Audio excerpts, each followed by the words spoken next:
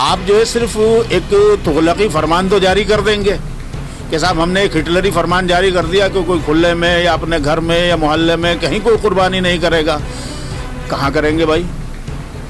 अब दिल्ली में आप कहाँ भेजना चाहते हैं? ये 150 किलोमीटर के एरिया में दिल्ली फैली पड़ी हुई है और एक जो है गाजीपुर में जाकर के आपके पास जो है वो मजबा खाना है। आप जो है ज़्यादा से ज़्यादा ये कर सकते हैं कि 1000, 2000, 10,000, 50,000 मुसलमानों पे मुकदमे लाद देंगे, उनसे जो है उगाही करवा देंगे पुलिस से, क्योंकि पुलिस वालों को तो एक कारोबार मिल जाता है। कोई भी एक नई चीज़ आती है तो पुलिस वालों का एक समझ लीजिए कि उनका जो इनकम का एक और सोर्स खुल जाता है। तुष्टीकरण की राजनीति असल में ये खुद करते हैं कि तुष्टीकरण की राजनीति करके हमें एकतरफा जो मुस्लिम दुश्मन जहन रखने वाले इन्होंने बनाए हैं इस मुल्क में, उनके वोट इनको इकट्ठे करके मिले।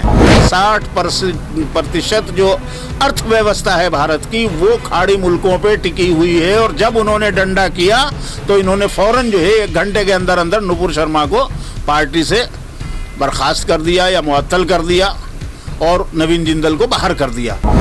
मुस्लिम कम्युनिटी के इलाके में या हर 5-7 किलोमीटर के इलाके में ये एक जो है हमने मुतबादिल इंतज़ाम बढ़ा करके दे दिया जो वहाँ की आबादी के एतबार से पूरा भी पड़ सके। ऐसा नहीं कि आपने जो है 100 गज का प्लाट करके दे दिया और वहाँ 20 लाख की आबादी हो वो कुर्बानी आप करवा देंगे, हो ही नहीं सकती। वो तो अपने एजेंडा पे चल रहे हैं। उनका एजेंडा ये है कि इस मुल्क को मुस्लिम मुक्त भारत बनाना है। मोदी भी बनिया, अमित शाह भी बनिया और अडानी भी बनिया, अंबानी भी बनिया। तो ये चारों बनिए जो है इस मुल्क को बेच रहे हैं और ख़रीद रहे हैं। इनको ये किसी से नहीं डरते, ये सिर्फ एक चीज़ से डरते हैं, इनको नुकसान हो जाए पैसे का।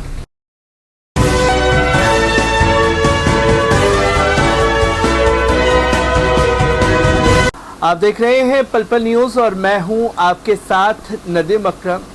केंद्र की मोदी सरकार को लगातार डेयरिंग से खेलने की आदत हो चुकी है। जहां नुपुर शर्मा के मामले में लगातार देश की जो फजीहत हुई उसकी तस्वीरें लोगों के सामने से अभी हटी नहीं है कि अब बकरीद को लेकर के नया फरमान जारी कर दिया गया है, जहां ये बताया जा रहा है कि घरों में आप कुर्बानी नहीं कर सकते, खुले में आप कुर्बानी नहीं कर सकते।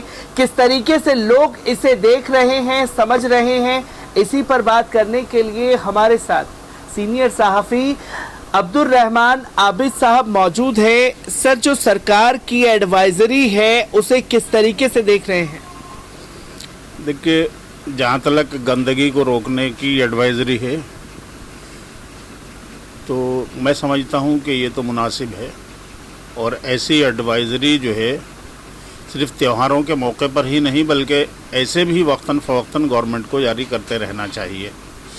और एडवाइज़री जारी करने के साथ साथ जो है अपनी म्यूनसिपल कॉरपोरेशन जो हैं या जो भी बॉडीज़ हमारे पास जहाँ भी हैं, म्यूनसिपलिटी है या कॉरपोरेशन है, जो भी है, उन बॉडीज़ के लोगों को पाबंद करना चाहिए कि वो खुद अपनी ड्यूटी को ईमानदारी के साथ करें। हम देखते ये हैं कि गंदगी जहाँ जो पड़ी हुई है, अब यहाँ आप गुजर के आए होंगे, आपने देखा होगा रास्ते में 2-3 कूड़ेदान मिले होंगे कि वहाँ जो है ताफुन है, बदबू है, कुत्ते हैं, तमाम गंद पड़ी हुई है, लोग वहीं से गुजर रहे हैं, रास्ता है, बीमारियाँ भी उसी से फैलती हैं, उसी में गाय आकर के जो है तमाम उस कूड़े कचरे को खा रही हैं।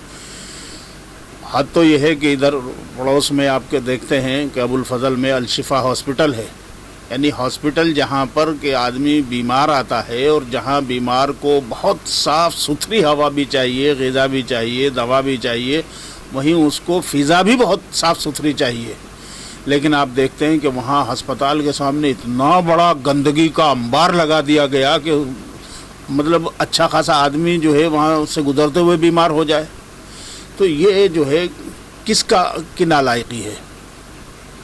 ये नालायकी है हमारी जो सरकारी बॉडीज़ हैं, कॉरपोरेशंस हैं, और कॉरपोरेशंस में हमारे नुमाइंदे हैं। नुमाइंदों की भी ये जो है कमज़ोरी है, नाकामी है कि वो जो है अपनी ही बॉडीज़ को उसका पाबंद नहीं बना सकते कि रोज़ाना पाबंदी के साथ चाहिए तो दोनों वक्त कूड़ा उठाया जाए वहाँ से, कि वहाँ कोई बिल्कुल कूड़ा नहीं नज़र आना चाहिए।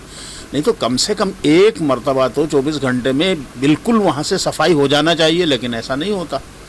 तो ये सारी चीज़, इसी से बीमारियां और बदबू और ताफुन फैलता है।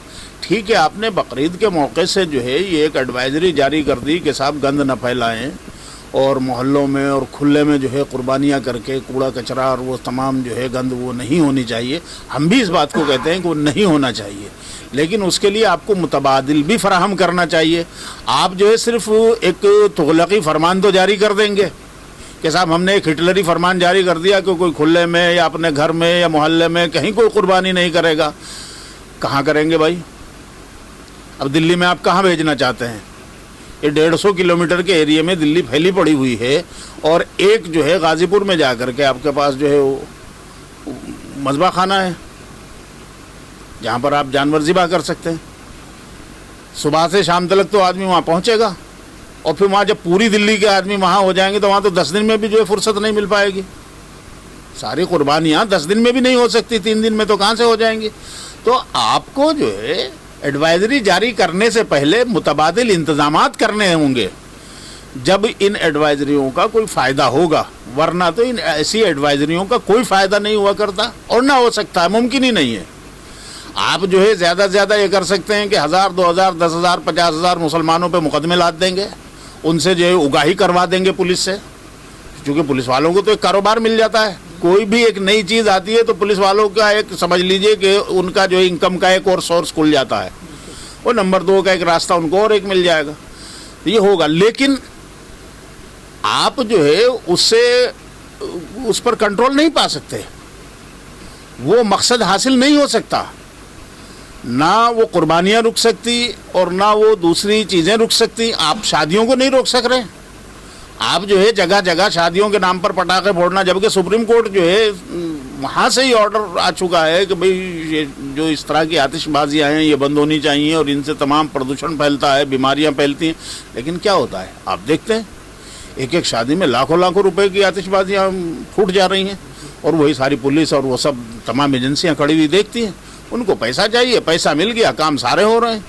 तो इस तरह से कोई फ़ायदा नहीं हो सकता ऐसे एडवाइजरी का। एडवाइजरी का फ़ायदा जब हो सकता है जब आप पहले उसका मुतबादिल तैयार करके लोगों को दे दें कि आपको हर मुस्लिम कम्युनिटी के इलाके में या हर 5-7 किलोमीटर के इलाके में ये एक जो है हमने मुतबादिल इंतज़ाम बढ़ा करके दे दिया, जो वहाँ की आबादी के एतबार से पूरा भी पड़ सके। ऐसा नहीं कि आपने जो है 100 गज़ का प्लाट करके दे दिया और वहाँ 20 लाख की आबादी है, वो कुर्बानी आप करवा देंगे, हो ही नहीं सकती, बल्कि वहाँ उससे ज़्यादा गंद मच जाएगी, उससे ज़्यादा बुरा हाल हो जाएगा। तो आपको मुतबादिल पहले तैयार करना है और उसके साथ फिर एडवाइजरी जारी करनी है। इसी के साथ अभी साथ सवाल गूंजता है दिमाग में, जो बार बार चोट कर रहा है कि अभी इतना बड़ा इंसिडेंट देश के सामने आया जहां हुजूर की शान में गुस्ताखी की गई, नुपुर शर्मा का मामला दुनिया भर ने देखा, और ऐसे में जब बकरीद को लेकर के फरमान जारी किया जाएगा, मुसलमानों पर थोपने की कोशिश की जाएगी, इसका असर कैसे पड़ेगा? फिर इस सिलसिले में मैं समझता हूँ कि वो अपनी जगह बदनीयत हैं, बिल्कुल बदनीयत हैं, मैं मानता हूँ, और उनकी नीयतें साफ नहीं है। देखिए वो तो अपने एजेंडा पे चल रहे हैं, उनका एजेंडा ये है कि इस मुल्क को मुस्लिम मुक्त भारत बनाना है, और वो उसको ज़बान से नहीं कह रहे हैं। इसलिए नहीं कह रहे हैं कि सारी दुनिया का दबाव यकलख्त उनके ऊपर आ जाता है, तो वो ज़बान से ना कह करके ज़बान से उसका उल्टा कहते हैं, सबका साथ, सबका विकास, सबका विश्वास। तो ये एक निरा झूठा नारा है, निहायत बकवास नारा है।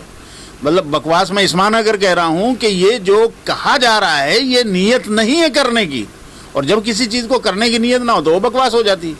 आप अगर उसको करना चाहते तो पिछले 8 साल का रिकॉर्ड आप उठा करके देख लीजिए, कितना किसका विकास हुआ है, कितना किसका विनाश हुआ है, कितना किसका विश्वास हुआ है। आप जो है मुसलसल इस मुल्क में माइनॉरिटीज़, ख़ास तौर से मुसलमानों को, दूसरे नंबर पे दलितों को, इसी तरह से सिखों को, कबायलियों को, आप जो है कबायलियों में से आपने दे दिया कि साहब हमने जो है देखिए आदिवासी जो है एक महिला को जो है हमने दे दिया कि वो राष्ट्रपति बनेगी। आपने दलित भी तो राष्ट्रपति दिया था, 5 साल तक राष्ट्रपति दलित रहा, लेकिन कितने दलित मारे गए उस राष्ट्रपति के होते हुए? कितने दलितों को जो है मॉब लिंचिंग कर दी गई, कितनों को घोड़ी चढ़ते हुए गोली मार दी गई, कितनों की शादियों में जाके अड़ंगे डाल दिए, कितनों के घरों को जला दिया गया। तो राष्ट्रपति, एक दलित को राष्ट्रपति बना करके और लाखों करोड़ों दलितों के घर जला दें, उनके रोजगार को छीन लें, उनके कारोबार को बर्बाद कर दें, उनकी तालीम में जो है उनको रुकावटें खड़ी कर दें, या उनको जो है बिल्कुल ही एक तरह से जो है अपाहिज बना के खड़ा कर दें समाज में, तो ये आपकी बदनीयती को दर्शाता है कि आप जो है दोगलापन करते हैं। आप कहते कुछ हैं, दिखाते कुछ हैं और करते कुछ और हैं। आप जो है इसी तरह से सबका साथ, सबका विकास, सबका विश्वास वाला जो नारा है, ये भी इसी तरह से झूठा है, फ्रॉड नारा है। आप इसको उल्टा कर रहे हैं। पिछले 8 साल का रिकॉर्ड आप देख लीजिए। मुसलमानों के साथ इस मुल्क में क्या हो रहा है। पहले मॉब लिंचिंग से शुरू हुआ और फिर मस्जिदों पे झंडे और मस्जिदों के सामने तलवारें, कट्टे, हथियार दिखाना, लहराना, गोलियां चलाना, मुसलमानों को धमकाना, गालियां देना, और तो और पार्लियामेंट के नाक के नीचे जाकर के मुल्ले काटे जाएंगे और फलां हो जाएगा।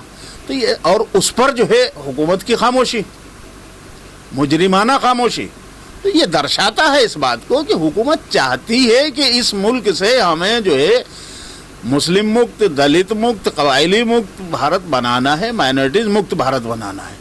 और नंबर सबका आना है कि करके, बस ये है कि उन्होंने पहले नंबर पे मुसलमानों को आगे किया हुआ है, इसलिए इस चक्कर में मुझे नहीं आना है या किसी को नहीं आना चाहिए। कि इसी के साथ एक आखिरी सवाल भी लेना चाहेंगे आपसे, क्योंकि हुकूमत जो है कदम उठा दिए जाते हैं उसकी तरफ से, पर रिएक्शन लेट निकल कर के आता है। ऐसा ही नुपुर शर्मा के मामले में देखने को मिला। 10 दिन तक खामोशी रही, खाड़ी देशों से ट्वीट आना शुरू हुए तो ख्याल आया कि नहीं, पार्टी से निष्कासित कर देना चाहिए। महज 2 घंटे के अंदर पार्टी से निष्कासित कर दिया जाता है और अभी भी उस शख्स की गिरफ्तारी नहीं होती। क्या माहौल ये दिखाने की कोशिश की जा रही है हुकूमत के जरिए कि मुसलमानों के खिलाफ हम ऐसे ही फरमान जारी करते रहेंगे, ऐसे ही बयान आते रहेंगे, हम टस से मस होने वाले नहीं हैं? देखिए, नुपुर शर्मा को अगर उन्हें वो पार्टी से बर्खास्त करने में या उसे नवीन जिंदल को निकालने में ईमानदार होते तो 10 दिन का वक्त नहीं लगता। जब नुपुर ने वो बदतमीज़ी की थी, उसके दूसरे दिन जो है मैंने भी एक चैनल पे आप ही की तरह से इंटरव्यू एक साहब को दिया था और मैंने उस वक्त चेताया था कि इस मसले को जो है हल्का फुल्का ना लिया जाए, ये ना समझा जाए कि सिर्फ हिंदुस्तान के मुसलमानों का है और हिंदुस्तान के मुसलमान चीख चिल्ला करके इस पर खड़े होंगे तो इसका जो है फ़ायदा बीजेपी को वोट की शक्ल में होगा। बल्कि ये पूरे आलम इस्लाम का मसला है, पूरी दुनिया का मुसलमान इस पर बिलबिला जाएगा और हुकूमत को जो है बैकफुट पर जाना पड़ेगा। इसलिए पहले ही होश के नाखून ले लिए जाएँ। लेकिन उस वक्त किसी की नहीं सुनी गई। उस वक्त सबको नज़रअंदाज किया गया। जब ये असल में बनिए, मोदी भी बनिया, अमित शाह भी बनिया और अडानी भी बनिया, अंबानी भी बनिया, तो ये चारों बनिए जो है इस मुल्क को बेच रहे हैं और ख़रीद रहे हैं। इनको ये किसी से नहीं डरते, ये सिर्फ एक चीज़ से डरते हैं, इनको नुकसान हो जाए पैसे का। या तो ये लालच में आपकी तरफ भागेंगे या ये डर में भागेंगे। डर है इनको सिर्फ लक्ष्मी का कि वो जो माया है वो ना हाथ से चली जाए। तो चूँकि अरब मुल्कों से तकरीबन 53% जो है हमारी विदेशी मुद्रा का भंडार चलता है, कई लाख करोड़ रुपए वहाँ से हमारे मजदूर मजदूरी करके, मेहनत करके, तनख्वाहें कमा करके यहाँ भेजते हैं और कई लाखों करोड़ डॉलर हिंदुस्तान के बनिए जो दुबई में, सऊदी में, यूएई में, दूसरे खाड़ी मुल्कों में, कतर में बैठे हुए जो कारोबार कर रहे हैं, वो करोड़ों लाख डॉलर का, लाखों करोड़ डॉलर का है वो कारोबार। यानी मैं ये कह सकता हूँ कि 60% जो अर्थव्यवस्था है भारत की वो खाड़ी मुल्कों पे टिकी हुई है। और जब उन्होंने डंडा किया तो इन्होंने फ़ौरन जो है 1 घंटे के अंदर अंदर नुपुर शर्मा को पार्टी से बर्खास्त कर दिया या मुअत्तल कर दिया और नवीन जिंदल को बाहर कर दिया। लेकिन उसके करते के साथ ही जो इनके भक्त पाले हुए हैं और जो ट्रोल आर्मी इन्होंने पाल रखी है, उस ट्रोल आर्मी ने इनको डंडा करना शुरू कर दिया। तो इन्होंने फिर डबल गेम खेला कि उनको कर दिया साइड में, लेकिन उनको ना निकाल करके ना उसको उसके बाद आगे कार्रवाई कुछ नहीं की, ना FIR कराई, ना गिरफ्तारी कराई।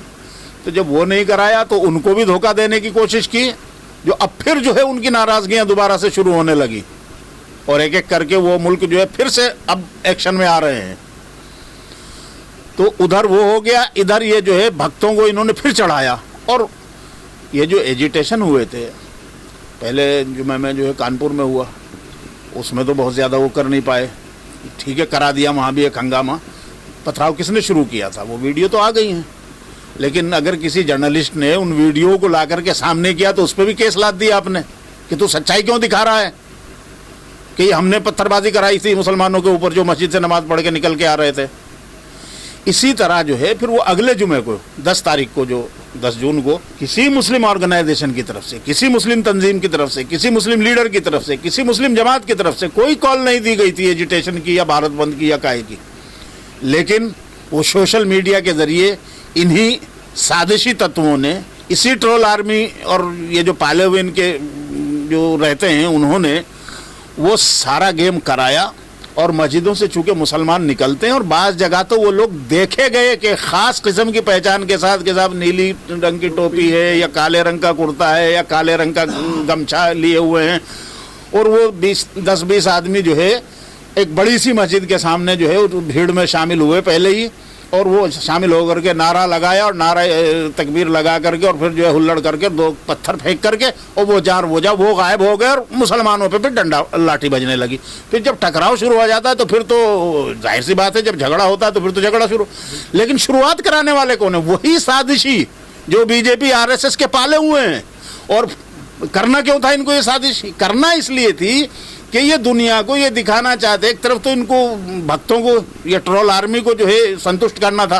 ये जो दूसरों पे इल्ज़ाम लगाते हैं ना मुंह भर्राई का, तुष्टीकरण का, तुष्टीकरण की राजनीति असल में ये खुद करते हैं कि तुष्टीकरण की राजनीति करके हमें एकतरफा जो मुस्लिम दुश्मन जहन रखने वाले इन्होंने बनाए हैं इस मुल्क में, उनके वोट इनको इकट्ठे करके मिले, तो उनका तुष्टीकरण करना था। दूसरा, दुनिया को धोखा देना था, दुनिया को ये बताना था कि देखो जी हम तो, और ये हिंदू तो बहुत, ये RSS वाले जो हिंदुत्वाई हैं, दंगाई हैं, ये तो बड़े पुरअमन लोग हैं, ये तो बहुत अच्छे लोग हैं। देखिए हमने तो जो है फ़ौरन उसको भी अलग कर दिया और उसको भी यूँ कर दिया और उसको भी निकाल दिया, लेकिन ये देखिए मुसलमानों ने मुल्क में हंगामा कर दिया। चुनांचे इन्होंने एक ड्रामा और एक साजिश के तहत जो है 10 तारीख के उस जुमे की नमाज के बाद अपने भेजे हुए फसादी लोगों से वो पत्थर भिजवाए, फिकवाए, और फिर जो है उनकी आड़ में मुसलमानों पर लठ भी चलाए, मुसलमानों की गिरफ्तारियां भी हुई, उनके घरों पर बुलडोजर भी चलाए, ताकि एक नैरेटिव सेट किया जाए और दुनिया को धोखा दिया जाए। ये उसका मकसद था। और वही मकसद, वही साजिश, वही लाइन ये हर जगह अख्तियार करते हैं। ये अब समझदार लोगों से कोई बात छुपी नहीं रह गई। कोई बिल्कुल ही बेचारा मोटी बुद्धि का हो या मतबुद्धि हो, बिल्कुल ही मंदबुद्धि हो, तो वो हो सकता है इनके धोखे में आ जाए, वरना अब दुनिया जान चुकी है अच्छी तरह से कि ये साजिशें करते हैं। इस तरह की साजिशें करके ये अपना तुष्टीकरण और ध्रुवीकरण की राजनीति करके ये दुनिया को धोखा दे रहे हैं, उस पर ये काम कर रहे हैं। अब इसमें एक जुमला और मैं शामिल करना चाहता हूं कि जहां इन्होंने नवीन जिंदल को बाहर करके या नूपुर शर्मा पे वो कार्रवाई करके हमारे ही बीच में से वो मारूफ चेहरे, मशहूर चेहरे लाए सामने, उनसे वो बयान दिलाया कि देखिए साहब, बीजेपी तो एक जिम्मेदार पॉलिटिकल पार्टी और एक जिम्मेदार सियासी पार्टी होने के नाते उन्होंने तो कार्रवाई कर दी है, अब हुकूमत को भी चाहिए।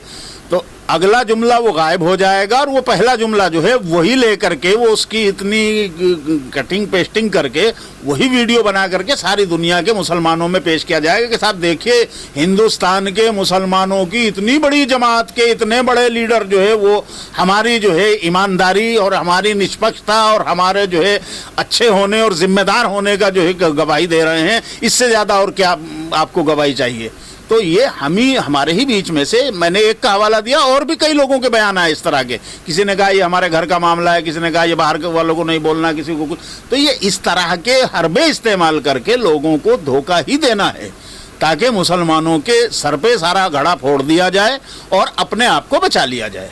अब्दुल रहमान आबिद साहब हमारे साथ मौजूद थे, जिन्होंने साफ शब्दों में ये बताया कि हुकूमत जो है तुष्टीकरण की राजनीति कर रही है। उसी के चलते दुनिया भर के लोगों को ये बताने की कोशिश की जा रही है कि साहब देखिए, हम अच्छे लोग हैं, हमने कार्रवाई कर दी। तो वहीं जो इनकी ट्रोलिंग गैंग है उनको भी खुश करने की लगातार कोशिश की जा रही है कि देखिए, टस से मस हो जाए दुनिया, हम कोई कार्रवाई करने वाले नहीं हैं।